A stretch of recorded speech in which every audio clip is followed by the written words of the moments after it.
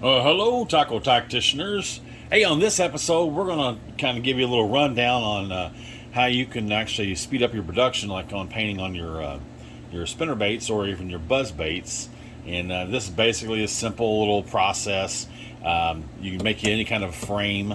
I used a couple of boards here, wrapped them in duct tape to make it easier to clean off, what have you. And I used a couple of metal bars, or excuse me, magnetic bars. I'll get to here in a minute. To help hold the spinner baits in line with the hooks. You don't need the upper one, as long as you got the board on top of there. This like 1/2 inch, 5/8 board, and I just screwed it down in my little metal frame here. Just something I had laying around, some junk. You can make it out of 2x4, whatever you want to do. And what I ended up doing is I only doing a little 12 run right now, but I also cut out some cardboard pieces and I put some duct tape along the edge there. That way, it doesn't absorb into the cardboard, make it soggy and wet after a period of time. You can actually go back in there and you can take some water or alcohol, depending on what paint or actually primer that you're using, and you can actually clean that off each time. And what I want to emphasize, what I do is I make sure I clean all of these before I actually try to paint them or put any kind of primer on them. Get them to stick, because sometimes molds, depending on where you get them, if you don't cast them yourself, they might have a mold release agent they spray in the molds, which a lot of times it's either oil based or silicone based, and that will keep or prevent your primers to adhering. Now you can actually do this with powder coating if you like to, but make sure you use a wooden frames so you don't have to worry about the powder coating. And also too, you can actually take these and make where it'll stand up on end and attach them, and just take your magnet and attach it to your board sideways, whatever, so it's standing up, whatever, so it don't fall over. Then what do I have to do is I normally take my cardboard and I'll put it across the top there to line it up to prevent as much getting on the hook as possible. I always clean up the hooks and the wires. I don't care if I get a little overspray. I just don't want a whole bunch. And what I do though, before I do anything, once I get them all laid out, I use a little brake cleaner. Now just be careful, because it is caustic and you don't want to do it inside your house unless you've got a lot of good ventilation, but I would do it in the garage, or some people who can do it outside, get them all cleaned off and then bring it back inside. And that's the one beauty about this with the magnet, it holds them in place, so you can take it outside, shoot it, and get them all cleaned off. But this will actually remove all the oils, or silicone bases, anything, any contaminants on those heads, so you can actually take it in there and you can spray down. I would take the needle off, and then that way you get a good wipe. And brake cleaner does dry very quickly, and it does not leave a residue. So I hit those pretty hard, as you can tell, and I got it dripping down. Normally I put a little bucket up underneath here. I got a little metal pan I stick underneath there to catch anything that would come down, but it dries so quick. It gets absorbed with the blue paper towels. Now you can actually prime them a couple of different ways. If you're actually using airbrush paints or paints, you can use a regular, like the Rust-Oleum can, the spray bomb can of primer. You don't have to use a sandable. This is something I got, my wife picked up for me. She works in automotive part supplies, so it's easier for me just to send her a text that, hey, I need some more. Or the Starlin Eyes, the primer from Badger, my good friend Ken over there. You can use this through the spray, your airbrush. You can actually put it in a minigun, and you can shoot it with a minigun if you want. And a minigun basically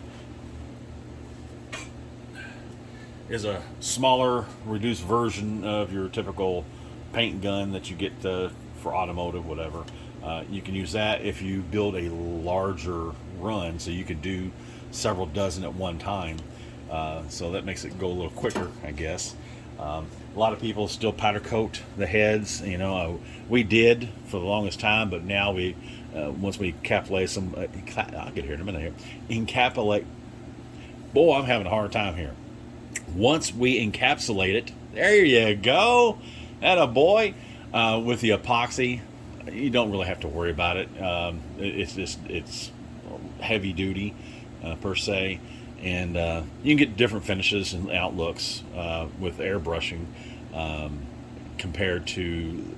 I mean, you can get some decent looks with powder coating, but it's come a long way on some of the crackle paints and what have you. But airbrush, you can make realistic appearances. But basically, what I end up doing is I take my cardboard with my little side, my duct tape there up front there, so it don't make it soggy, whatever. And it gives me a nice clean edge, a straight edge that is. And then I just tape it down. You can see my tape is about worn out. And what we'll do is we'll just show you real quick with the primer. Okay, so here we go. Alrighty. Like I said, I'm trying to cut back on the noise because this thing is noisy. But we're just going to show you real quick what you can do with just a regular base primer of a bottom can. And it goes really quick and it's simple. And basically you just start off a shot here, shot there, let it set for a second. I kind of get it a little bit to kind of flow out, just a little bit. And then I'll hit it from the side, or the bottom that is, from that side. Then I'll come over here and hit the top. I'm going to let that set for a second, and then we're going to flip it and do the other side. Now, I need to actually connect these magnets, bars, these strips. I need to actually connect them to something else. Let's say I got a little overspray that's still got up underneath there because I didn't have this down tight. And like I said, I go over them with a razor blade anyhow. So after I get everything painted and I get it all epoxied in, once they're dry, I'll come in and I'll clean up the wires and hooks. And I normally do a short wire anyhow, so these go in the cutter and those will be trimmed down. So let me take a second here, and I'm going to flip these things real quick, and hopefully I don't drop them.